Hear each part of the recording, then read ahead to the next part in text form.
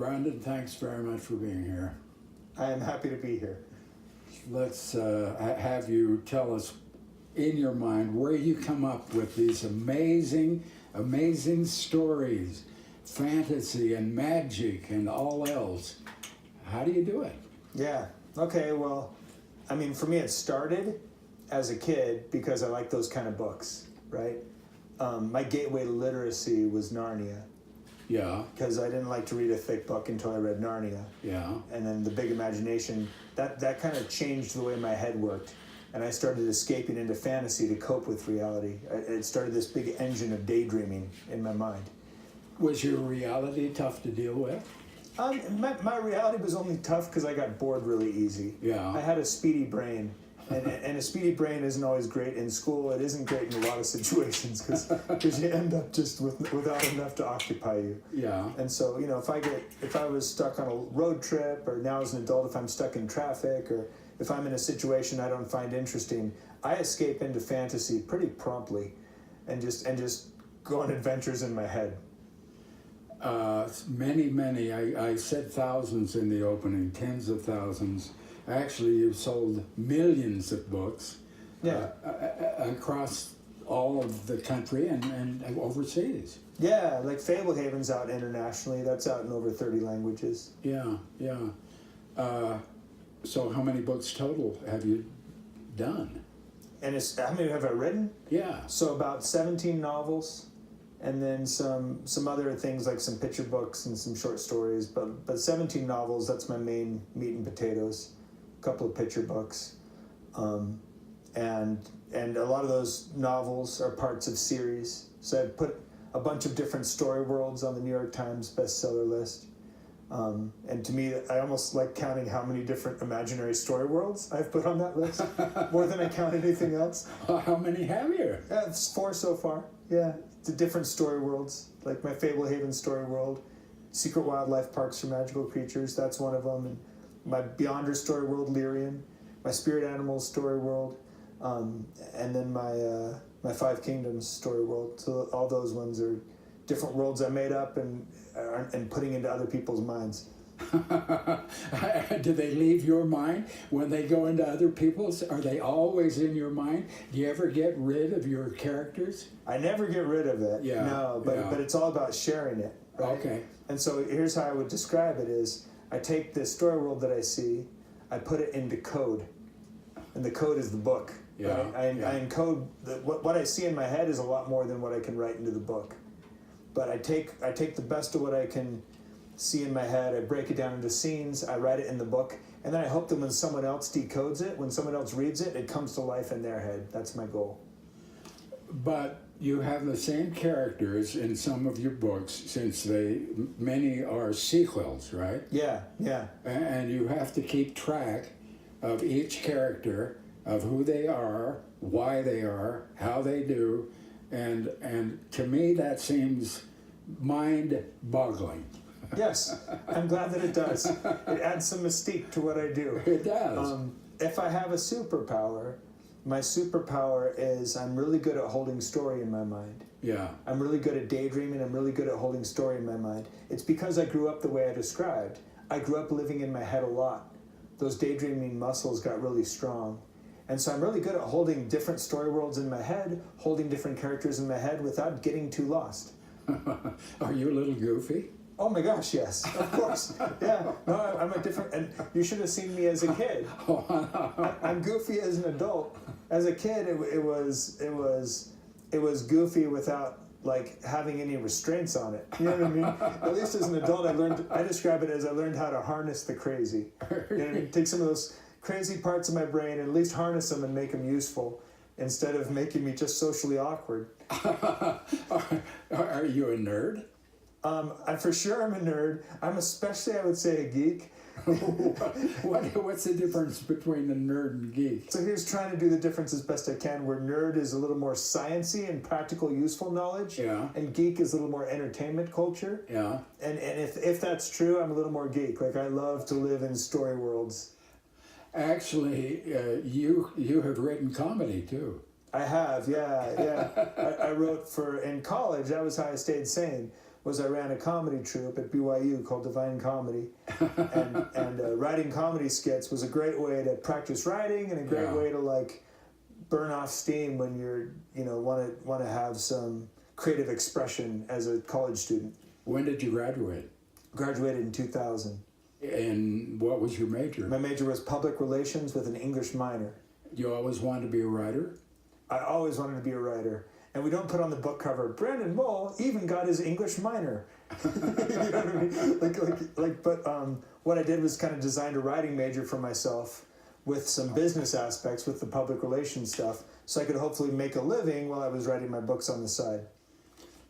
You do write on the cover about you a little bit, not much, not much. We'll put little fun facts. Look, it's just one paragraph. You have 4 children. 4 children. You live in Highland. I live in Highland, Utah. You're not a native of Utah, though. You were raised in California. I grew up in California mostly, a little bit in Connecticut. Yeah. But you feel like a native from where you do a lot of traveling now. You're about to begin again. The new book, about which we'll talk in a few minutes, Dragon Watch, has just come out. Yeah. And you are having to take the book tour, which your publishers want you to do. Yes, they do. And how long will you be gone this time? I'll be on the road about, 5 weeks. Will you something really? like that. I'll get home for Thanksgiving. Really? But yeah, and I'll get home for some weekends, right? For part of some weekends. A couple times I'll be 2 weeks in a row. That's rough because I got 4 kids. Yeah. Being on the road is a pleasure. Interacting with readers is an enormous pleasure. If you think about writing as a performance art, I don't get to hear my audience's reaction that much compared to something like when I performed comedy live in front of an audience. I got that laugh right away. Now I write a book. A, I've got to wait about 1.5 years before I even get my first reaction, and B, I'm not around to see it. You know what I mean? That's unfortunate. Yeah, it is kind of unfortunate, but I can cover it a little bit with book tour because I get to interact with some readers. I get to hear what they liked about the stories, and that lets me see a little bit that okay, there's somebody on the other end of this conversation as I write. Well, when you see the results of the number of books that have been sold, as you go around with new books, that has to be rewarding too, not only personally rewarding, but to your bank account a little bit. Yes, I intellectually know that people are reading these books, right? Because they're being sold and I'm having success at it. But like for that to reach my heart, it's nice to interact with some people. Of course, you know what I mean? To kind of realize, okay, look here, this kid likes my book, or this woman likes my book, or this teenage guy likes my book. You know? Yeah, totally understandable. And you meet with students in classes. You try and encourage them to read and write. Yes. And be alert to the world in which they live. I will do assemblies at school. Where I function like a cheerleader for reading. You know what I mean?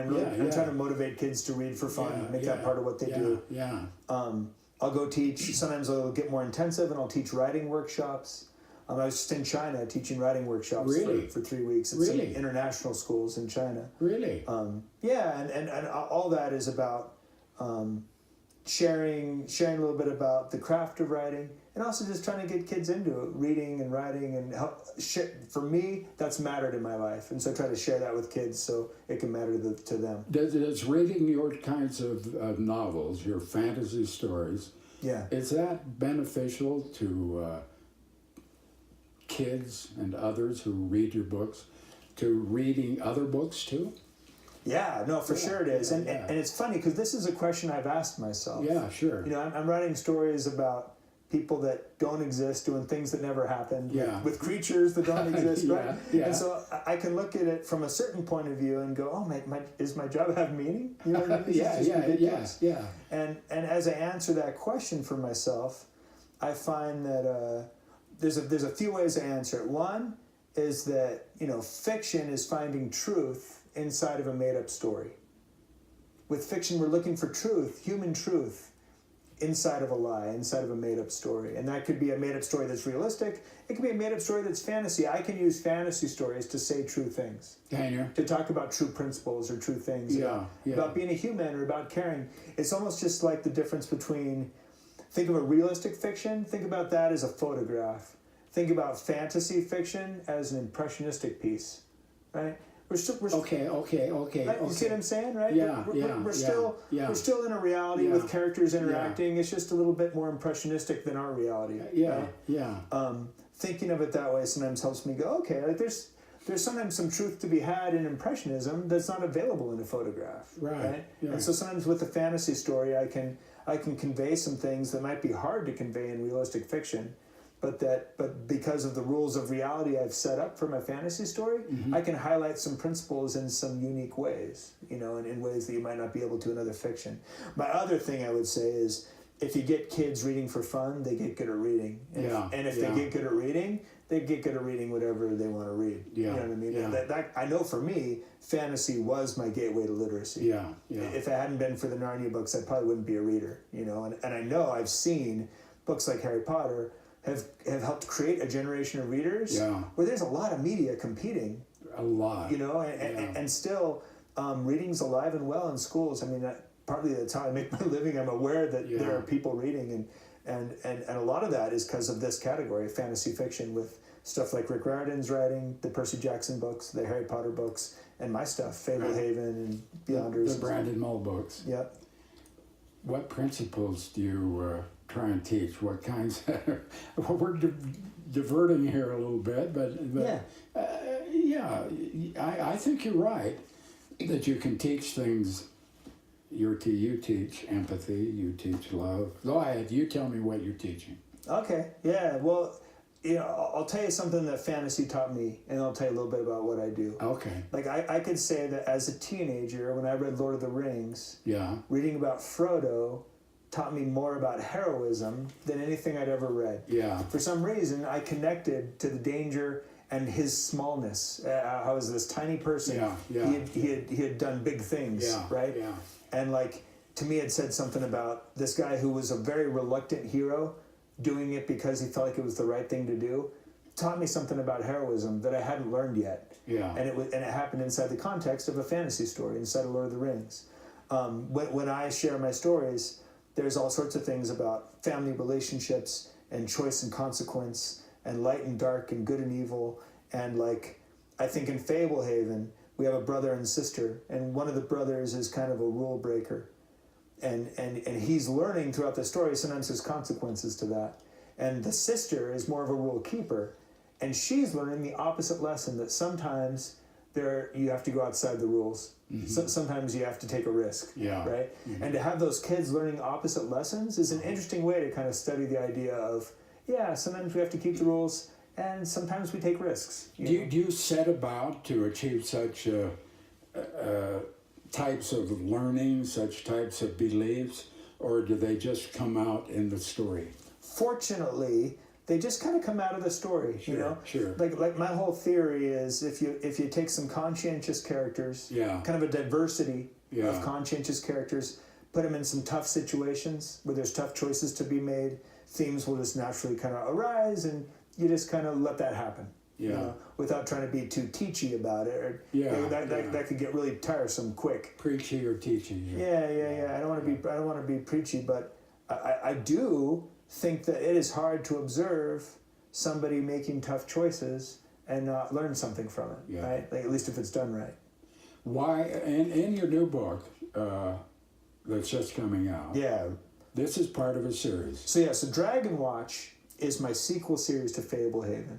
Right? Fablehaven is about secret wildlife parks for magical creatures. This brother and sister kind of discovering this secret world of hidden wildlife parks for magical creatures that their grandparents are involved in. And it was a 5-book series, and they had a bunch of big adventures at it. It's been my most popular series. I've had lots of readers for that series. And this is the sequel series to that. So we emphasize in Dragon Watch where there's a specific type of wildlife park for magical creatures that are these dragon sanctuaries, these dragon preserves. And our main characters, Kendra and Seth, get involved in... Brother and sister. They get involved in a whole lot of trouble at this dragon sanctuary called Worm Roost. And they actually fall into roles where they have to help run this sanctuary, which is way beyond what they should be having to worry about at their age. But it's sort of an emergency scenario. They've got some certain talents that make it possible, And yeah, we get them into some pretty hot water, Yes. which is what makes it interesting. Yes, you do. Why do kids like dragons?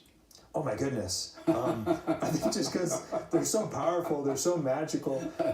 For me, I think the first time I loved a dragon was Smaug in The Hobbit, because there was this creature that was, the ultimate alpha predator that was enormous, right? This thing could eat elephants, right? It's this enormous alpha predator, and it was intelligent, right? Like what do you, like a shark is scary enough. Yeah. What about a shark that's smarter than you? You know what I mean? Like, that's these dragons. Like, I like writing them dry, intelligent, old, wise, and powerful, and that's just a terrifying mix and a fascinating mix. And yet, and not to give away too much of your story, Seth and Kendra, the brother and sister, right? They succeed in controlling the dragons, if you will. Yeah, well, they have maybe not control, but at least they can interact with them successfully, which some humans can't even do. Okay. Yeah.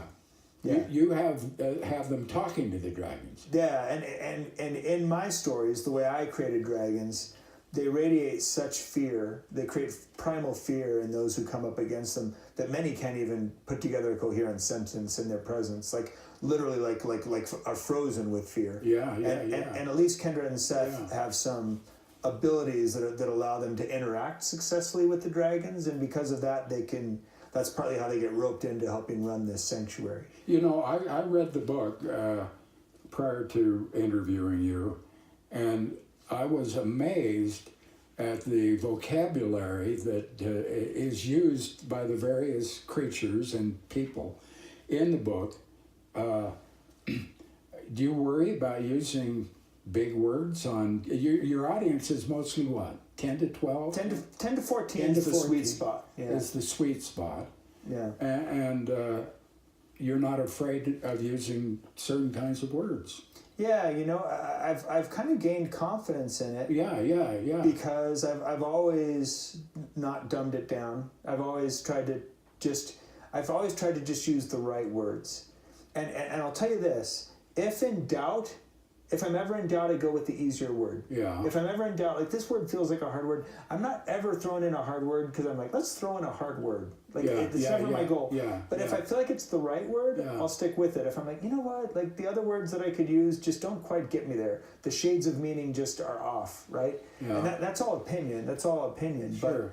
But I have learned that kids will rise to if you tell a good story, kids will rise to the occasion, and they might come out of that book with a better vocab than they entered it with. Sure. And I get more positive feedback on my word usage than negative from teachers, from students. And so I just kind of let it go. I'm also aware that I have a large secondary audience with this category. Harry Potter established the fact that if you write a story with a young main character but make it smart and twisty with a cool world, that adults will read it too.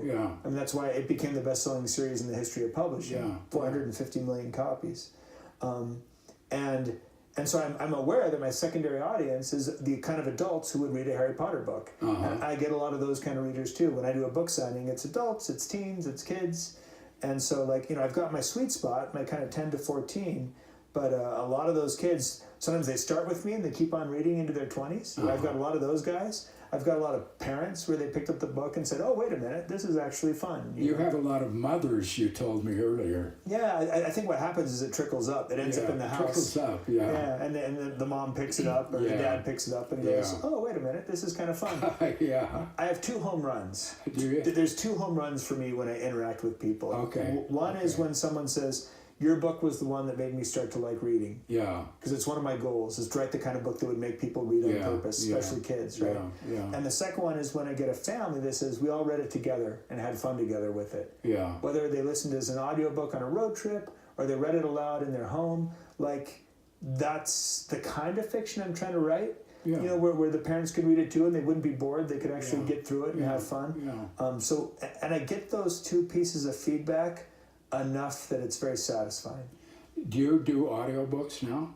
There are audiobooks. I'm not the reader. No. But all my stuff is out on audiobooks. Is it? Yeah, so people can get that at Audible, you can download it, or they also sell it, on CDs. Yeah. And you have been, as indicated earlier, on the New York Times bestseller list several times. You Bunch of remember times. lots of times. Yeah. And you've sold how many books? Did you tell me already? I mean, it's millions of books. I don't have the exact figure. I know Fablehaven's around in the 4 million range or something. And like my Spirit Animals series that I did with Scholastic, I mean, that one is another one that sold into the millions. And then I've got my Five Kingdoms series that is still selling well. It's my newest series that I recently completed. My Beyonder series sold well, so I don't know the grand total, but it's nicely into the millions, which is better than I dreamed as a young kid. Of course. And what are you working on now? So now I'm committed to this Dragon Watch series. Yeah. You know, book 2 is called Wrath of the Dragon King. Book 3, we're still working on the title, but that's the book I'm working on right now. Yeah. It will be a 5-book series. Yeah. I try to write my series so they kind of crescendo right, to a big climax in book 5. So I'm working on that, working on cranking up the danger. Right? How long does it take you to finish a book? To do a book? It takes me 4 or 5 months to get it written. Does it? And that's to write like a serviceable draft, a good enough draft that I can turn it into my publisher with a straight face. You know, and then there's some editing that happens after that. Where do you do your writing? I have I need a sensory deprivation chamber. That's why I asked. I need a quiet place. Sure, you know. Sure you do. And so it's always worked to just pick a room in my house and hide out. Yeah. Sometimes that's if the kids are around, it might be a room in the basement where I can you know kind of have some concrete between me and the rest of the family. Or sometimes it's a room upstairs if the house is quiet. Yeah. And but mostly I just need a quiet room where I can get lost in my head. Do you spend all day, or do you segmentize the day, or how do you do it? Well, I will. Yeah, it depends on the deadlines I'm facing. Yeah. So as deadlines get and you have to be able to read those deadlines because it's not like school where you can pull an all-nighter and get it done because it's 500 pages or whatever. Yeah. And so I start to feel the heat maybe 2 months out. And I start going, okay, it's emergency now.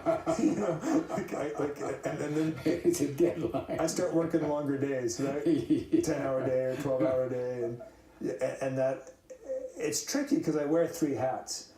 I'm sometimes out wearing my promoter hat out on the road, interacting with kids and all that, and then I'm wearing the writer hat, and I'm wearing the dad hat, right? You know, and that takes none of those balls can drop. You know, all that stuff has to keep functioning. So. Sometimes I have to overload the writer hat a little bit to get something done, but yeah. Okay, Brandon, we're about out of time. It's really been fun listening to you and talking with you. Thanks. In the last minute or so we have, you give us your feeling about why reading is important for all of us instead of just doing social media, watching television, listening to the radio, whatever else we do. Why? Yeah. Reading engages our imagination in a way that's different than any other form of entertainment. Because in reading, we become a co-creator of the story. You know, TV, movie, someone's going to show me what that story looks like. It doesn't require a lot of effort. In reading, I'm going to have to visualize that story for myself. I bring those people and those places to life in my own imagination. When I write a story, I don't think of the story as being inside the book. The story's inside the mind of the reader. And by building stories in your head that way with books, you're building your mind, you're building your imagination, you are increasing the ability of your mind to function, I believe. Yeah. What do you read besides or do you have any time to read other books? I do read other books. I don't have as much time as I would like. I love to read. It's why I got into this line of work. Sure. But yeah, I'll read sci-fi or fantasy or just normal popular fiction or anything with a good adventure is usually what'll suck me in. Yeah. And that could be a real life adventure. It could be historical, whatever. What do you do for fun? For fun, it's mostly goofing around with my kids. Yeah. It's about people for me for fun. Just traveling is not a big deal. You have to do that at work. It's part of my job, but I love it. You know, if I had to sum up where my stories come from, it's a mix of observation and daydreaming. And the traveling gives me lots of experiences to draw from, so that's nice. Brandon, great talking with you. You've certainly indicated why you're a best-selling author. We wish you well. I hope you keep at it for years. I hope people have fun with it. Thanks for talking to me. Brandon Mull, thank you for joining us. I hope you'll join me next time for another Utah Conversation.